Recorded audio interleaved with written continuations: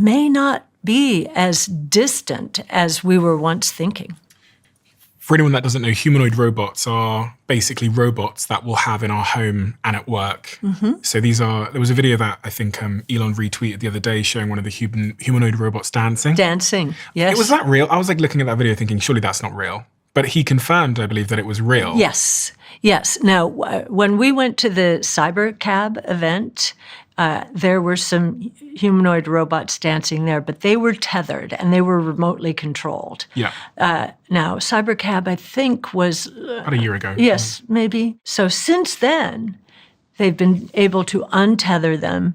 And I do believe that that dancing robot was not tethered and not remotely controlled. It was quite shocking to see a robot doing that, because if a robot can have that dexterity and mobility, and then you overlay that with the AI technologies that are accelerating rapidly, it begs the question. And the question is quite clear, which is, what about humans? Yes. And just to put a finer, note on this, Elon will not be satisfied until these robots can thread a needle. So that's where we're going. What does that mean for humans? So, the history of technology is that it has been a net job creator throughout history. But humanoid robots are getting awfully close to what we do, right? So it's a good question. I think creativity is a big part of that, ingenuity and creativity. And, I think there are going to be a lot of new inventions in the future. So let's see what those are. But even today, there's something called vibe coding. Have you heard of it? Okay. Because we've moved into the world of natural language programming. What is vibe coding for someone that doesn't know? Vibe coding means you know a natural language. I know, we all know a natural language. Ours is English for the most part, but it could be any language. We're going to be able to go to ChatGPT, or especially now they just launched, I think last week, something called Codex, Replit, and Anthropic's fantastic for programming. And we'll say, this is what I'm attempting to do in English language. And I've seen demos of this just internally. We're going to replace some of our software that we're buying from outsiders and customize it for us because, we don't have to buy off the shelf anymore. One size fits all.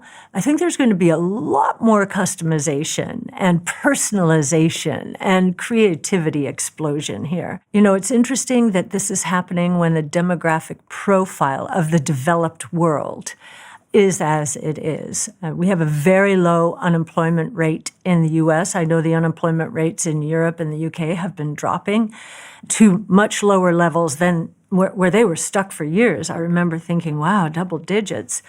We have a demographic issue. I mean, if you watch what Elon Musk worries about the most, he worries about the population implosion because collapse in population in the developed world because we're not producing children above the fertility rate. We are setting up for a shrinkage with China is going there, Japan is going there. And so we're going to need productivity to help us if we can't find human beings. Okay, so you're saying that the robotics and AI could actually fill the gap that we lose in terms of productivity because our society is going to be like an inverted pyramid. It's going to be more elderly people and less young people. Yes. So the robots are going to... Yes, absolutely. Productivity is going to be essential. So as we're looking at real growth ahead, and when you think about real growth, you should be thinking, okay, somebody's benefiting from this. And I'm going to set up the number here by describing what has happened historically. If you look from 1500 to 1900, and you try and figure out what real GDP growth was back then, real economic growth, As best as Brett Winton, our chief futurist, in consultation with academics, can determine, it was roughly 0.6% per year. And then we had the Industrial Revolution. We had the internal combustion engine, telephone, electricity. And for the past 125 years, real GDP growth has been 3%. And most living standards have gone up over time. Some more than others, I know that's a debate, but most have gone up. As we look forward, based on the 5 innovation platforms around which we have centered our research and investing, if we're right, real GDP growth in the next 5 years could accelerate to 7.3%.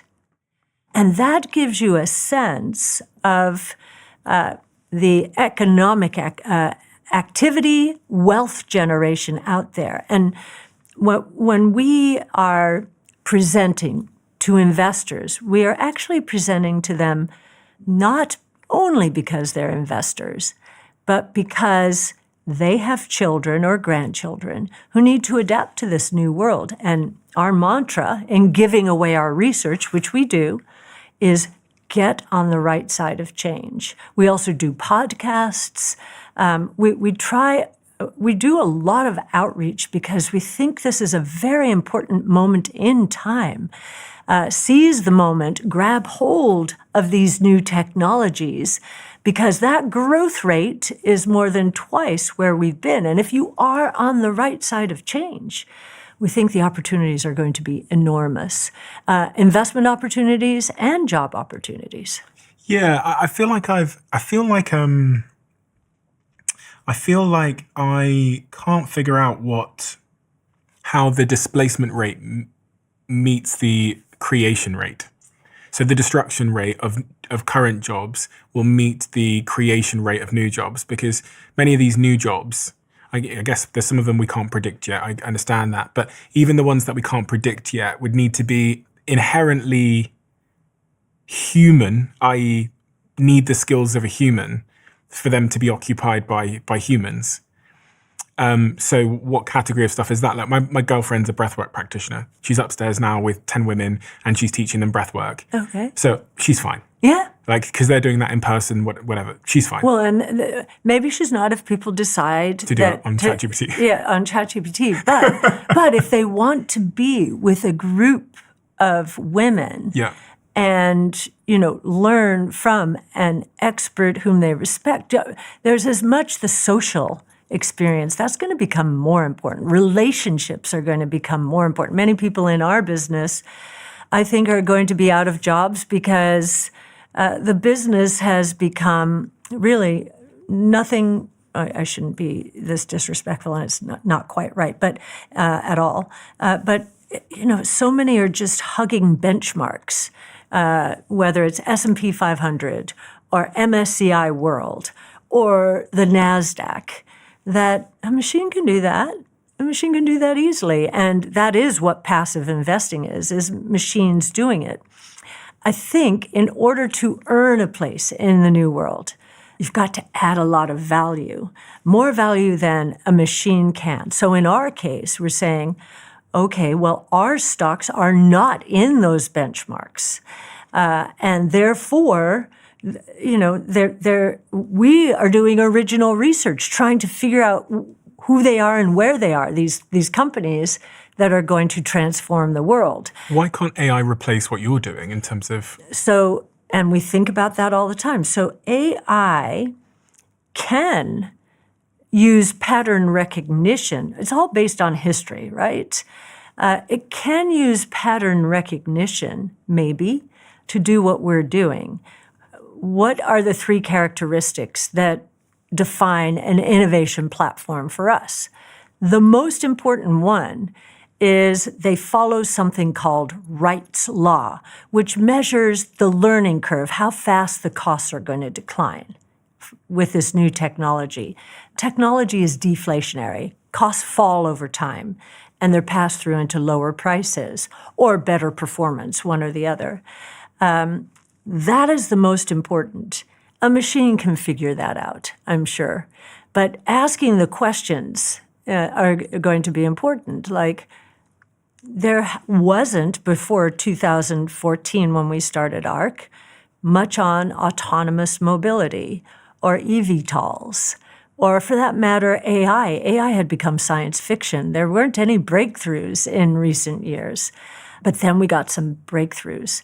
So Wright's law is the first, figure out that cost curve decline and see how quickly the technology can proliferate across sectors. That's the other criterion here. The technologies that we are following are going to cut across economic sectors and apply to more than one group of people. And then the third is that these technologies serve as launching pads for new technologies. So in the case of DNA sequencing, which was the base technology, we needed that before CRISPR gene editing could be created.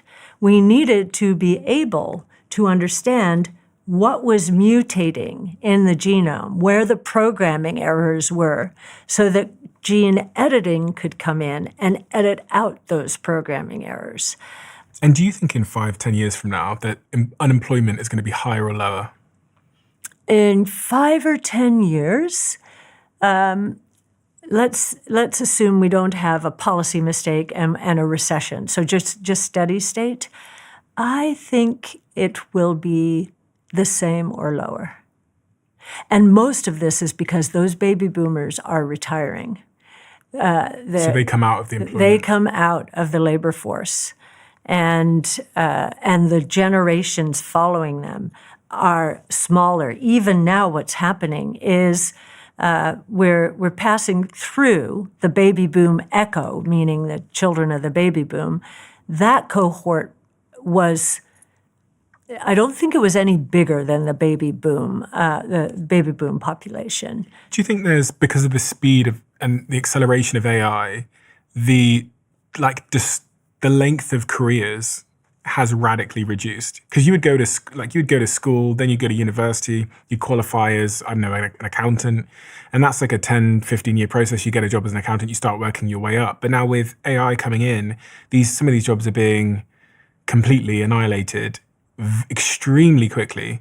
At the same time, vibe coding is booming. Mm-hmm. So I think what's going to happen, and this will be very healthy for productivity, we're going to have a lot more experimentation and people taking risks on themselves. And maybe this idea of a corporation as we know it is going to change radically. You know, crypto is enabling distributed autonomous organizations. Just like Bitcoin, there's no one governing it, right? It's a distributed network. And, you know, let's see how these do and how vibe coding and AI integrate into the crypto, and I'm going to stop calling it crypto because it really should be called digital assets world, which legitimizes it more. Crypto sounds nefarious. Yeah. Digital assets is where, you know, more than young people, and I'll say young people are spending more than half of their discretionary, their free time online. And so property ownership online is becoming more important. It's being legitimized by the way people are spending their time. On this point of robotics and AI, your biggest position, I believe, is Tesla, isn't it, in your fund? Yes. But obviously, Elon decided that he wanted to go into politics. And he wanted to do Elon. The Department of Government Efficiency called DOGE. So teaming up with Trump to try and eliminate government waste. Now, as an investor, you must not love that. Well, I have two. Because it did impact 2 points of the performance of the company. Do you know, I drive a Tesla when I go to America, and it was the first time ever on the last trip to America in January. I live in LA now. Oh. Where I'm driving my Cybertruck. It's the full self-driving. It's incredible. But it was the first time ever I thought, I could be attacked, so I probably shouldn't get a Cybertruck. I should probably get something else because I heard of all these reports of people being attacked. And so it was quite interesting to hear in the earnings report, which I listened to, that there's been this decline in revenue, in profitability, in vehicle sales growth, etc., in Q1 of this year, which I think even Elon in that earnings call highlights is a consequence of him becoming political. Yes, I think that surprised him. So I have many thoughts about this. Our government has become so bloated, it is scary.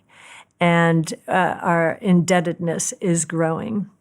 And if we want to remain the reserve currency of the world, we're at risk of losing it. And on our tail is the whole digital asset world, right? So government spending is taxation. It's either taxation that's going to happen immediately, or will happen in the future, or will happen through inflation, which is the most regressive tax at all. So I think the sentiment was right in terms of getting in there and seeing what technology can do for the government, which is really what's happening. I'm watching it in the FDA, how they're starting to use AI. It's phenomenal what's happening. So the question I usually get, so I'm very happy that half of the solution is understanding the problem, that someone is in there with that focus and determination. He, of course, has said he's stepping away this month, as a matter of fact, to spend more time with his companies.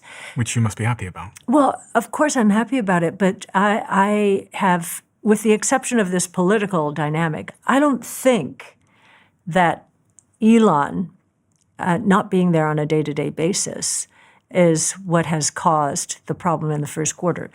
It was much more macro. We had a negative quarter in real GDP growth in the first quarter. So macro, which is hitting everyone, and the overlay of this political dynamic. The news cycle, thank goodness, moves fast, and so we'll be through that, I think. And by the way, there are news reports even this weekend saying those who were feeling about him, as it relates to DOGE and, one party, are having a change of heart because tax rates are going to come down because we're being more disciplined on the government spending side. Elon's way of managing his companies is to attract the best and the brightest, not only scientists, engineers, but also business people. These are people who want to solve the hardest problems in the world. He sets a timeline that seems reasonable to him for milestones to occur. And he doesn't interfere unless they start missing those milestones or the timing of those milestones. Then he gets involved. And that's where you hear he'll go in and he'll just fire people wholesale and get the program going again. And he's done that certainly at Tesla.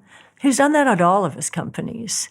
And so he's really troubleshooter in chief. Once he understands and has set a strategy, he then becomes troubleshooter in chief. Have you met him? Oh, yes, we did actually.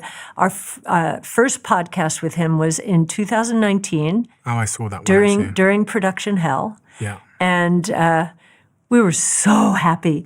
So as you know, we have a social strategy. So we push our research out through social media as we give it away or as we're evolving it.